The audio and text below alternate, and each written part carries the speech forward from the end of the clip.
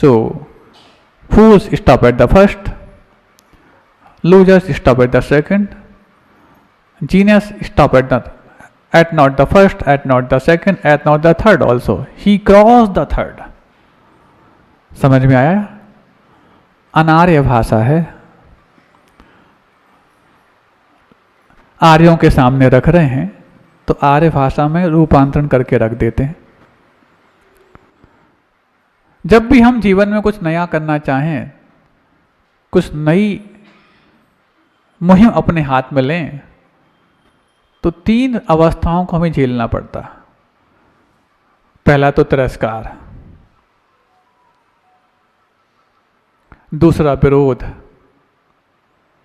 और तीसरा अपेक्षाएं। होता कि नहीं होता बताओ? जब भी कुछ नया करने जाओ, बस लो आओ आ गए, जा रही ज्ञानी बनत फिरत, हम कब से करत आ रहे। होता कि नहीं होता?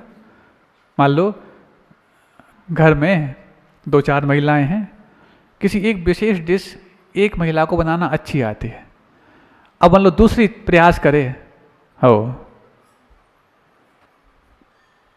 जा रही पंडितानी बन रही, बिगाड़ दें, देख लियो। भूल जाते हैं कि जब तुमने पहली बार बनाया था, अभी तो सामने वाले ने पहली बार में इतना अच्छा बना लिया, तुम्हारा पहली बार अच्छा बनने के लिए हजारों बार बिगड़ने की खूब बताई थी, तब जाकर के ऐसा हुआ था। लेकिन नहीं, भूल जाते हैं। तो ये तिरस्कार तो फिर भी ठीक है, लेकिन जब विरोध आ जाए सामने तो फिर अच्छे आगे नहीं बढ़ सकते। हम अपमान भी सहन करें और फिर सामने बाधा भी सहन करें, क्यों करें? खत्म। फिर उसके बाद ठीक है, अपमान सहन करना सीख गया, विरोध सहन करना भी आ गया, लेकिन अपेक्षाओं को सहन करना अच्छों की बल की बात नहीं। इसलिए बार बार कहना पड़ता, दूसरों की बजाय अपने आप से अपेक्षाएं रखो, दूसरों से रखोगे पीड़ा ही मिलेगी, अपने आप से रखोगे प्रेरणा मिलेगी। महाराज, ये अपेक्षाएं पैदा होती क्यों हैं? अपेक्षाएं दुख का कारण तो है, लेकिन अपेक्षाएं पैदा होती क्यों हैं? एक ही मात्र कारण है अपेक्षाओं को पैदा होने का, जो आपको मिला है उसमें आप खुश नहीं हैं, जो आपको प्राप्त है उसमें आप संतुष्ट नहीं हैं। यही मात्र अपेक्षाओं का कारण है, और अपेक्षा ही सारे कष्टों का कारण है, और कष्ट ही सारे संसार का कारण है। तो महाराज सुनते तो ये हैं, कुछ अपेक्षाएं होती हैं तो हम उत्साहित बने रहते हैं आगे बढ़ने के लिए। अपेक्षाएं समाप्त हो जाएं तो फिर निढाल होके गिर पड़ेंगे। बताओ सही है कि नहीं? दुकान से कुछ कमाने की अपेक्षा तब तो दुकान खोलते हो, और जब कमाने की अपेक्षा खत्म हो जाए तो फिर दुकान खोलोगे क्या? बात तो सही है। प्रश्न भी आप उठाए जा रहे हैं महाराज, उत्तर भी आप दे रहे हो, फिर उत्तर में से एक नया प्रश्न तैयार कर लेते हो। हाँ, शाम का जिज्ञासा करने का अधिकार आपको मिलता है, सुबह हम स्वयं ही कर लेते हैं, उत्तर आपसे पूछते, लेकिन नहीं, हम ही देना पड़ता। तो महाराज जी अपेक्षाएं, हाँ, इस भेद को भी समझना बहुत आवश्यक है। आपको उत्साहित बनाए रखने के लिए अपेक्षाएं होना और हतोत्साहित होने वाली असंभव अपेक्षाओं को अपने पास रखना, इनमें अंतर पहले समझो। अपेक्षाएं कई प्रकार की, असंभव अपेक्षाएं भी हैं, संभव भी हैं, बुनियादी अपेक्षाएं भी हैं और गैर बुनियादी भी हैं। बुनियादी क्या थी? रोटी, कपड़ा और मकान। आज बुनियादी कौन सी हो गई? 5G नेटवर्क, आईफोन या एंड्रॉयड फोन और निठल्लापन। निठल्ले हो, बाकी दो नहीं है तो काम नहीं बन पाएगा। 5G है, बाकी दो नहीं है तो काम नहीं बन पाएगा। और एंड्रॉयड है, बाकी दुनिया तो काम नहीं बन पाएगा। है कि नहीं? बुनियादी आवश्यकताएं आज की। रोटी कपड़ा मकान एक दिन ना भी मिले तो काम चल जाए, लेकिन ये तीन ना मिले तो। कुपोषण के शिकार लोगों ने आज तक कभी भी आंदोलन नहीं किया होगा कि हमारा कुपोषण दूर करो, रोटी नहीं मिल रही है। लेकिन एक दिन यदि नेटवर्क खत्म हो जाए, पूरा गांव एक साथ हो जाएगा, नेटवर्क पूरा करो। है कि नहीं? बताओ, ये बुनियादी आवश्यकताएं बनी कि नहीं बनी?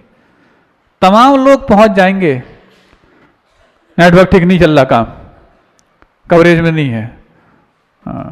तुम्हारी एज कवर में आ गई कवरेज की बातें करने वालों।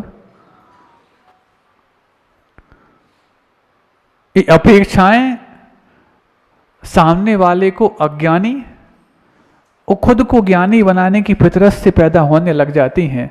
अंत में खुद अज्ञानी साबित होते हैं। सामने वाला जब तक ज्ञानी मानने में आता है तब तक देर बहुत हो चुकी होती है।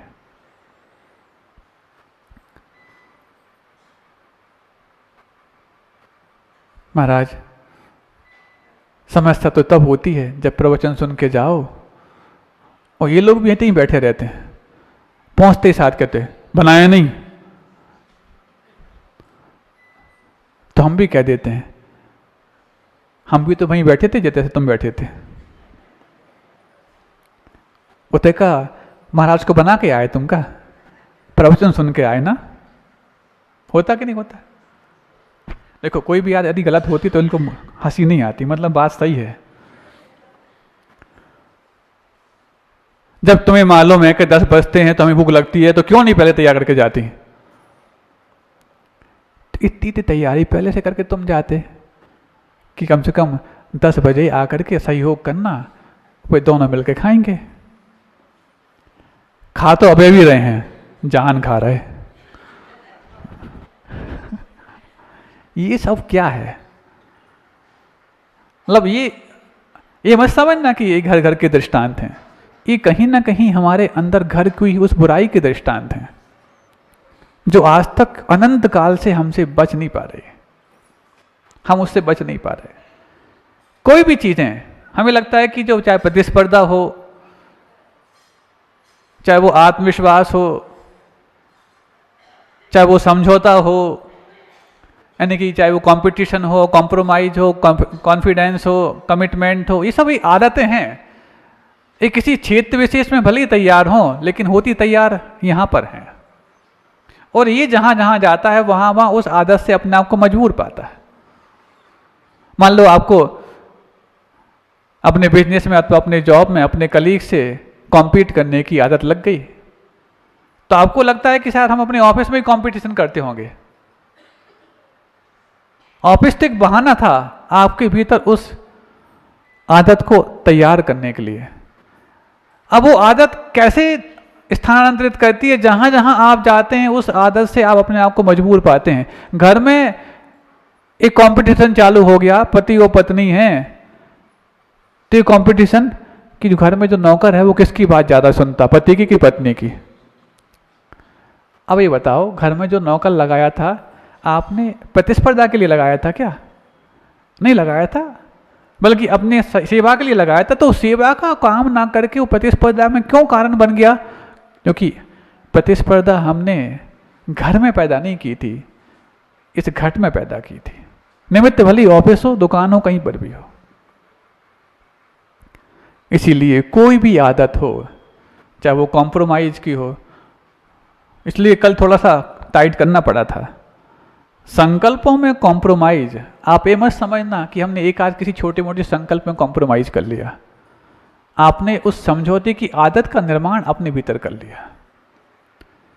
बच्चे हैं, आज पढ़ाई नहीं करना, ये कॉम्प्रो जो कर लिया, उसको लगता है कि आज पढ़ाई नहीं की उसने। अब वो उसने ऐसे कई कषायों की परतों के साथ अपना वो रूमाल तैयार किया है। जब उसकी परतें खुलेंगी तो एक बूंद डाला था और कई बार सबके सामने आता है। जहां आवश्यक है समझौते की, उसको कौन मना कर रहा? लेकिन जहां आवश्यक है संकल्प की, वहां कोई सहन भी नहीं कर सकता। सोचो, जीवन भर तैयारी की हो, उस संलेखना सामने हो और समझौता करो तो क्या होगा? वही संसार जो अनंत काल से हमारे साथ जुड़ा हुआ है। ये अपने संकल्पों में समझौता करने का ही परिणाम है जो अनंत काल से संसार में आज हम जी रहे हैं। उस संलेखना के समय समझौता, सिर्फ संलेखना में समझौता करना है इस बात से नहीं होता, जीवन में हम समझौता करने की आदत डाल लेते हैं इस बात से होता है।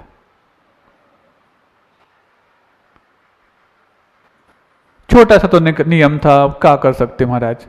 हाँ, नियम न छोटे होते न बड़े होते, संकल्प शक्ति ही उनको छोटा या बड़ा बनाती है, नहीं तो नियम तो अपने आप में खड़े होते। छोटे छोटे नियम एक दिन बहुत बड़े हो जाते हैं और घुटनों घुटनों चलते चलते पांव खड़े हो जाते हैं। सुना तो था महाराज जी ये दोहा, बहुत सी चीज सुन रखी है। अब ये तय कर लो, संलेखना की भावना सबकी है कि नहीं? अभी हाथ उठवाएंगे तो एक भी हाथ नीचे नहीं रहेगा, मालूम है। लेकिन संकल्प को निभाने की इच्छा सबकी है कि नहीं? पड़ोसी को देख के उठाएंगे हाथ। बस यही अंतर समाप्त होना चाहिए। संलेखना की तैयारी वृद्धावस्था में, रुग्णावस्था में या दुर्भिक्ष काल में ही होती, ऐसा नहीं। इन कालों में संलेखना होती, तैयारी तो उसके पहले होती है। युद्ध की तैयारी युद्ध के समय होती क्या? युद्ध की तैयारी युद्ध के समय करने वालों अभी तक युद्ध हारते ही चले गए, और युद्ध में परास्त करने वाला ये जानकर कि आपको आसानी से परास्त कर गया, अभी तो ये तालीम ले रहा है युद्ध के मैदान में आकर के, धीरे धीरे करते हैं। फिर इससे आया, अब देखो ये तो हो गए, ठीक है, लड़कों की बात, बच्चियों की बात कैसे? हबीबगंज चातुर्मास हुआ था भोपाल में, 2016 की बात है। 3 लेन थी, 4 लेन, 6 लेन थी, हाँ। उसके इस तरफ हम लोग रुके हुए थे, नाला परिसर था, उसके उस तरफ ग्राउंड में चौके वगैरह लगते थे, आपने देखा हो कभी। उसी चौकों के पीछे वाली लाइन में बहुत सारी कोचिंग इंस्टीट्यूट्स थे और हॉस्टल्स वगैरह थी। तो वो चौके वाले आके शाम को बताते भक्ति के बाद, बोले महाराज सुबह सुबह इतना पवित्र माहौल रहता है, शाम को जाके देखो चौके के पीछे वाली गली में जाकर के धुआं ही धुआं दिखेगा आपको। शाम को कौन सा भोजन बनता हमारा? भोजन का नहीं, सिगरेट का धुआं। आज क्या करें लड़के लोग आजकल ऐसे, लड़के नहीं लड़कियां, सुन रहे हो? भोपाल इंदौर में भेजी हैं आपने अपने अपनी बच्चियां। आग को अंदर भेजना और बाहर धुआं निकालना छोटी मोटी बात है क्या? ये सामर्थ्य पैदा करके आएंगी वीरांगनाएं, झांसी की रानी। आग को अंदर भेजना और बाहर धुआं निकालना, वो छर्रे निकालना, ये ऐसी जब उलाहनाएं दी जाती हैं तो उनकी वीरता फिर फड़कती है कि हम भी वीरता दिखाएंगे।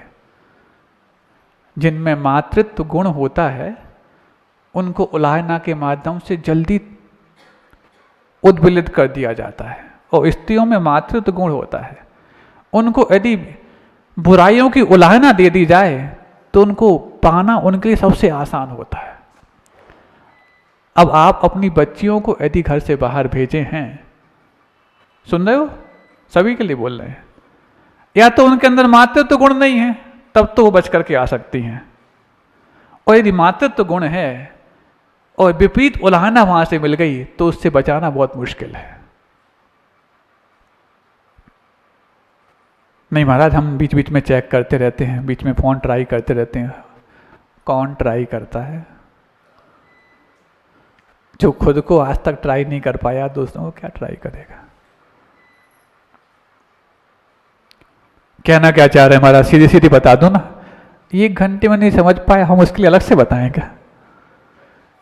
समझौता संकल्पों से मत करो। गाना तो आता हमारा, समझौता क्या गमों से कर लो। गम तो एक परिणाम है, रिजल्ट है। रिजल्ट से भले ही कर लो समझौता, लेकिन तुम तो पुरुषार्थ से, परिणाम से समझौता करना बहुत अच्छा, लेकिन पुरुषार्थ से समझौता करना, ये पुरुषार्थ से समझौता किया जा रहा है, फिर बदले में परिणाम समझौते के लायक बचते नहीं, फिर अंत में जाकर के पश्चाताप, हताशा, अवसाद ही एकमात्र हस्त बचता। इसलिए ये सब चीज़ें हमारे जीवन में नुकसान ना कर पाए, तो उसके लिए सामर्थ्य को सही दिशा में लगाना प्रारंभ कर दो। जिस ओर हमारी शक्ति लगी होती है, उस ओर हमारा मन जाना आवश्यक हो जाता है। बहुत सारी शक्तियां तो तुम्हारे पास हैं कि नहीं हमें नहीं मालूम, धन की शक्ति तो अवश्य है। अब धन की शक्ति को सही दिशा में प्रारंभ कर दिया लगाना, तो मन धीरे धीरे उस तरफ बढ़ने लग जाएगा। और धन की शक्ति यदि सही दिशा में नहीं हो पाई, तो तुम मन को कितना भी संस्कारित करना चाहो, बहुत संकल्प ले लो, बहुत व्रत नियम उपवास कर लो, कुछ नहीं, क्योंकि तुम गृहस्थ हो। तुम्हारी सबसे बड़ी सामर्थ्य तुम्हारा धन है। इसीलिए बार बार कहने में आता कि सही दिशा में उसको लगाओ, और सही दिशा में लगाने लायक तुम्हारी अवसर आ गया है तो चूक मत जाना, नहीं तो तुम कितने भी बड़े धर्मात्मा क्यों ना हो, धर्म तुम्हारे साथ देने वाला नहीं है। महाराज लौट के वहीं आ गए। इतनी लंबी यात्रा कराने के बाद वापस घर में छोड़ना जरूरी नहीं है क्या? अरे वो ऑटो वाला भी तुम्हारे लिए कितना लंबा चौड़ा भी ले जाए, लेकिन गंतव्य तक पहुंचाता है। हम का उससे गए बीते हैं। अच्छा है कम से कम आपने 1 घंटा लगभग यात्रा करने के बाद अपने मुकाम तक पहुंच गए, और बिना प्रमाद के धीरे धीरे। आज भले ही हमने बोला, लेकिन हम देखते रहे, किसी को प्रमाद तो नहीं आ रहा, सब सुन रहे थे बिल्कुल। अच्छा है, अपना भी मेहनत बच गई। जोर से बोलने में और धारा प्रवाह बोलने में मेहनत करें, और बीच में किसी को झोंका आ जाए, अच्छा है, धीरे धीरे चलाते रहो गाड़ी। कभी कभार धीरे चला ले, कभी बार फास्ट भी चल जाती है, लेकिन लक्ष्य क्या है, वहाँ तक पहुँचना आवश्यक है। हम सब उस लक्ष्य तक पहुँचें, और जो आपके सामर्थ्य को सही दिशा में लगाने का प्रयास कर रहे हैं, उन सब का भी आपका अंदर से आत्मीय भाव पैदा हो। इन्हीं भावनाओं के साथ अहिंसा परमो धर्म की